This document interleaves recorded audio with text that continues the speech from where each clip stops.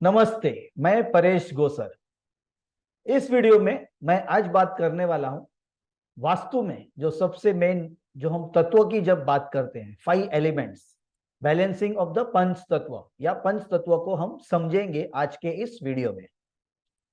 जैसे ही आप सबको पता होगा, जो भी वास्तु से रिलेटेड है, वास्तु कंसल्टेंट हैं या वास्तु सीख रहे हैं या वास्तु जानना चाहते हैं, तो एक बात यहाँ पे हम सब ये समझ लें कि पूरी पृथ्वी, हमारी खुद की बॉडी, ये सारा पूरा जो स्पेस है ना, सब कुछ 5 एलिमेंट से बना है। तो हमारी जो कंस्ट्रक्टेड एरिया है, जो वास्तु है, जहाँ पे हम रहते हैं, फिर वो लैंडेड प्रॉपर्टी यानी कि कोई बंगलो, रॉ हाउस हो, या फिर कोई अपार्टमेंट हो, कोई फ्लैट हो, है ना, या फिर हाई राइज बिल्डिंग में हम रहते हो, या है ना हमारे कोई मॉल हो, दुकान हो, शॉप हो, बिल्डिंग हो, इंडस्ट्री हो, फैक्ट्री हो, कोई भी वस्तु हो, है ना, कोई भी हमारी प्लेस हो, कोई भी प्रॉपर्टी हो, जब वो एनक्लोज्ड हो जाती है तो 5 एलिमेंट्स कम इनटू प्ले। 5 तत्व, पंच तत्व, है ना, वहां पे प्ले करते हैं।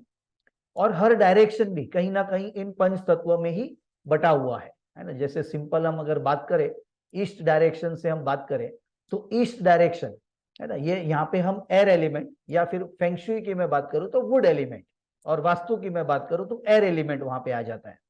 वहीं से हम आगे अगर जाएं, है ना, अभी 8 डायरेक्शन से मैं बात कर रहा हूं समझो, तो साउथ ईस्ट डायरेक्शन, यहाँ पे फायर एलिमेंट आ जाता है।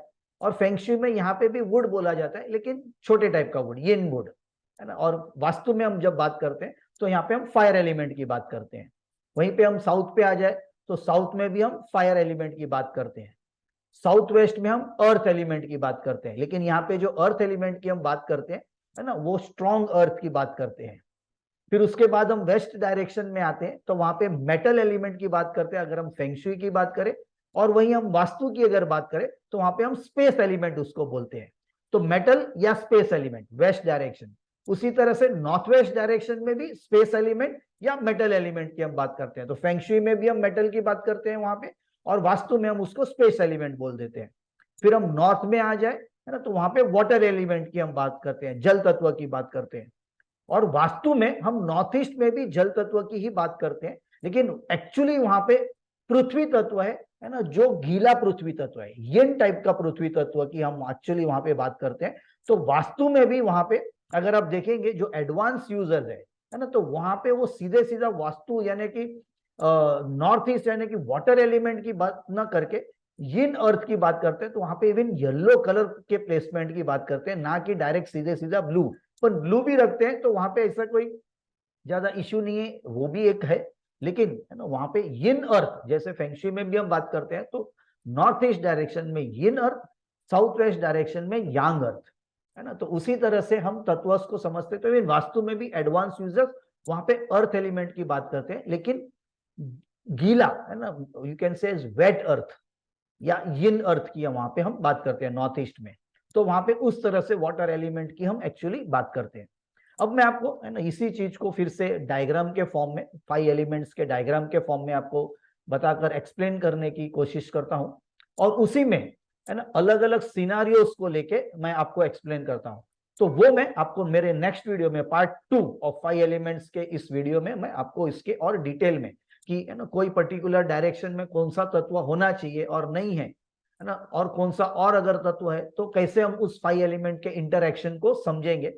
प्लस उसमें मैं सेकंड वीडियो में मैं आपको ये भी बताऊंगा, है ना, कि 5 एलिमेंट्स कैसे रोल प्ले करते हैं, कौन किसको प्रोड्यूस करता है, कौन किसको वीक करता है ना। तो हमको कहीं अगर कोई डायरेक्शन अगर एक्सटेंडेड है ना, तो उसको हमको उसकी एनर्जी को, उसके पंच तत्व की एनर्जी को कम करना है, तो कौन से एलिमेंट को हम यूज करें। अगर वो कट है ऑलरेडी, है ना, तो उसकी एनर्जी को हमको बढ़ाना है, उस पंच तत्व को, तो हम कौन सा एलिमेंट को इंट्रोड्यूस वहां पे कर सकते हैं, है ना। तो उसी तरह से कंट्रोलिंग साइकिल, यानी कि अगर कोई एलिमेंट ज्यादा बढ़ा हुआ है ना, तो या तो हम उसको वीकन कर सकते हैं, या कंट्रोलिंग एलिमेंट वहां पे ऐड करके भी हम उस एलिमेंट को वहां पे अच्छी तरह से यूज कर सकते हैं, और उसकी एलिमेंट को, उसकी एनर्जी को बैलेंस कर सकते हैं। ठीक है ना। तो वो मैं डायग्राम के फॉर्म में, है ना, मैं आपको सेकेंड वीडियो में, पार्ट 2 ऑफ दिस वीडियो में मैं आपको और अच्छी तरह से एक्सप्लेन करता हूं, और उसमें, है ना, मैं अलग अलग सिनारियोस पे भी बात करता हूं। धन्यवाद।